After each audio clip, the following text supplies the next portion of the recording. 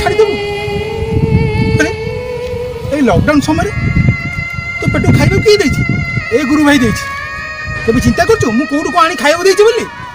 ଆରେ ତୁ ଟିକେ ଆଇଁଷ ଖାଇବାକୁ ଭଲ ପାଉ ବୋଲି ମୁଁ ୟା ଘର ତା ଘର ଚୋରି କରିକି ଆଣି ତତେ ଦେଇଛି। କାହିଁକି ନା ତ ଆଇଁଷ ନହେଲେ ତୋ ପେଟକୁ ଗୁଣ୍ଡେ ରୁଚେନି। ଆରେ ଆଇଁଷ ତ ମିଳିଲାନି, ଛାଡ଼ ଦୂର କଥା, ଅଣ୍ଡା ବି ଟିକେ ମିଳିଲାନି। ଶେଷରେ ଗୋଧି ଅଣ୍ଡା, ଝିଟିପିଟି ଅଣ୍ଡା, ଅଜଗର ଅଣ୍ଡା, ସାପ ଅଣ୍ଡା, ସବୁ ଅଣ୍ଡାକୁ ଆମଲେଟ୍ କରି ମୁଁ ତତେ ଖୁଆଇଛି। ଶେଷରେ ତୁ କହୁଛି ଗୁରୁ ଭାଇକି ଭୁଲିଯିବୁ?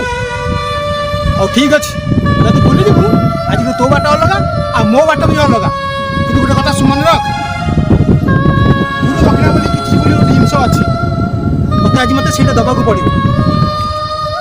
ଠିକ୍ ଅଛି ଗୁରୁ, ମୁଁ ବି ଆଜି ଭଗବାନଙ୍କୁ ସାକ୍ଷୀ ରଖି କହୁଛି ମୋ ଗୁରୁ ମୋତେ ଯାହା ଦକ୍ଷିଣା ମାଗିବେ ଦନ୍ତ ଆଜି ଦେବାକୁ ରାଜି।